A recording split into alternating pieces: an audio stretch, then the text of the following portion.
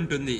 మీరు వినింటారు, హనుమంతుడి పేరు వింటేనే భూతాలు ప్రేతాలు భయపడతాయి, వణికిపోతాయి అని. అసలు చరిత్రలో ఏమైందని భూతాలు ప్రేతాలు ఇప్పటికీ భయపడతాయి? చెప్తాను, జాగ్రత్త వినండి. రావణాసురుడి తమ్ముడు ఐరావన్ బ్లాక్ మ్యాజిక్ తంత్రాలు చాలా బాగా నేర్చుకున్నాడు. రామాయణంలో రాముడి మరియు రావణాసురుడి యుద్ధం జరుగుతున్నప్పుడు ఐరావన్ బ్లాక్ మ్యాజిక్ యూజ్ చేసి రాముడిని లక్ష్మణుని పాతాళ లోకంలోకి తీసుకువెళ్తున్నాయి. అప్పుడు వెనకాల హనుమంతుడు కూడా వెళ్లారు.